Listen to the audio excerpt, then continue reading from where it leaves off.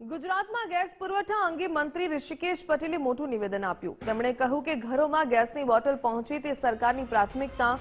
Industrial ગેસમાં 50% કાપ મૂકવામાં આવ્યો। ફર્ટિલાઇઝર અને ડેરીમાં 40% ગેસ કાપ કરાયો। એક પણ ચૂલો બંધ ન થાય તેની ચિંતા સરકાર કરે છે તેવું પણ નિવેદન આપ્યું। સાથે જ કહ્યું કે કોમર્શિયલ સિલિન્ડરમાં હજુ કોઈ કાપ મૂકવામાં નથી આવ્યો। સરકાર ગેસ પુરવઠો ખોરવાય નહીં તેનું આયોજન કરી રહી છે। મિડલ ઇસ્ટ યુદ્ધની અસરથી ગેસ સપ્લાયમાં ઘટાડો થયો।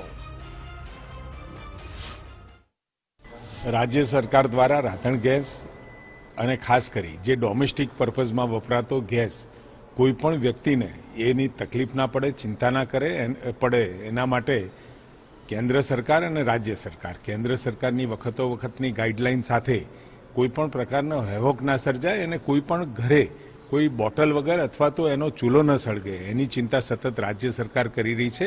અને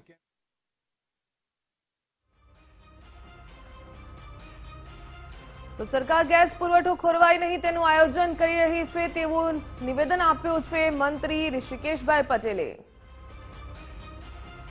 ખાડી દેશોમાં યુદ્ધની સ્થિતિને લઈને પેટ્રોલ અને ગેસ સંબંધિત અછતની સ્થિતિ દેશની અંદર જોવા મળી રહી છે અને ગુજરાતની અંદર આની શું સ્થિતિ છે, કઈ રીતની આ પરિસ્થિતિને થાળે પાડવામાં આવશે તેને લઈને વાત કરવા માટે આપણી સાથે રાજ્યના ઉર્જા મંત્રી ઋષિકેશભાઈ છે।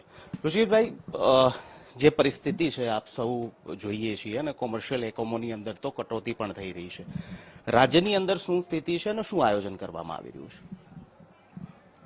આદરણીય નરેન્દ્રભાઈ મોદી સાહેબના સમયમાં ઘણા એવા વિષયો અને એવા સમય પણ આવ્યા કે જેની અંદર ખૂબ સફળતાપૂર્વક અને ખૂબ જેને કહેવાય કે નવા માઇલસ્ટોન સાથે સરકાર બહાર આવી છે। એટલે કેન્દ્ર સરકાર દ્વારા આદરણીય પ્રધાનમંત્રી મોદી સાહેબે ખૂબ બારીકીથી આના ઉપર નજર રાખી રહ્યા છે અને સાથે ઉપર કેન્દ્રના અમારા મંત્રીશ્રી અને બીજા અધિકારીઓ પણ આખી દુનિયા સાથે સંપર્કમાં છે અને જ્યાંથી પણ આપણને ગેસ મળે એના સપ્લાય માટે અને એ ખરીદવા માટેની વ્યવસ્થાઓ ત્યાં કરી રહ્યા છે।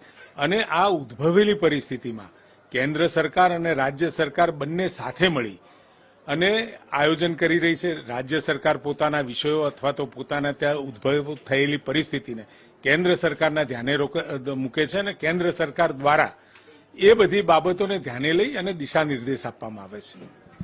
કોમર્શિયલ એકમો માટે હાલની શું સ્થિતિ અને ચિંતા એ પણ લોકોને છે કે ભાઈ ઘરેલું ગેસ મળશે કે નહીં, પીએનજી પાઇપલાઇન થી આવે છે એ મળશે કે નહીં, સિલિન્ડર મળશે કે નહીં, શું સ્થિતિ, શું આશ્વસ્ત કરશો રાજ્યના લોકો? પીએનજી અને સીએનજીમાં કોઈ પણ પ્રકારનો કાપ નથી અને કોઈ પણ ઘરની અંદર ગેસનો સિલિન્ડર હોય કે જે કેન્દ્ર સરકારની 4 કંપનીઓ દ્વારા વિતરિત કરવામાં આવે છે, જે આપણો સિવિલ સપ્લાય વિભાગ એનું વિતરણ કરે છે અને ગુજરાત ગેસ એ પાઇપલાઇન દ્વારા જેટલા પણ હાઉસહોલ્ડને એક ગેસનું વિતરણ કરી રહી છે।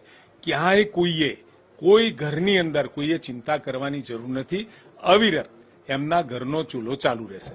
છેલ્લો પ્રશ્ન, આ સ્થિતિ ક્યારે શાંત પડે તેનું કોઈ નક્કી નથી। આ સ્થિતિ લાંબી ચાલી તો શું આયોજન અને શું પરિસ્થિતિ રાજ્ય સરકાર વિચારી રહી?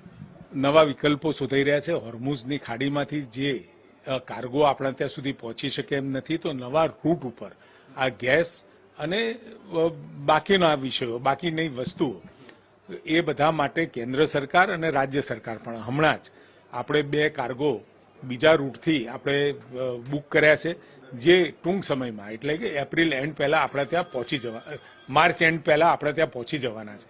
એટલે અત્યારે જેટલા દિવસનો જથ્થો ચાલુ છે એટલે સાથે ને સાથે સતત આ જથ્થો આપણને મળતો રહે એ પ્રકારની વ્યવસ્થા અને હજુ પણ બીજા કેટલાય દેશો સાથે આપણા સંપર્કો ચાલુ છે, એની સાથે વાટાઘાટો અને નેગોશિએશન કરી આ પરચેસ કરવાની પ્રક્રિયા પણ ચાલુ છે। તો રાજ્યની અંદર ઘરેલું ગેસની સ્થિતિ એકદમ કંટ્રોલમાં છે અને તે ચિંતા કરવાની કોઈ જરૂર નથી। જરૂરથી લાંબી સ્થિતિ આ રહી તો પછી અન્ય વિકલ્પ સંદર્ભે પણ રાજ્ય સરકાર અને કેન્દ્ર સરકાર વિચારી રહી છે। કેમેરામેન લાલા ભરવાડ સાથે નિકુંજારી, ગુજરાત ફર્સ્ટ, ગાંધીનગર। તો જે પ્રકારે ઋષિકેશભાઈ પટેલે કહ્યું છે કે કોઈ પ્રકારની ચિંતા કરવાની જરૂર નથી, સરકાર ચિંતા કરી રહી છે કે દરેકના ઘરમાં ચૂલો છે તે બંધ ન થાય।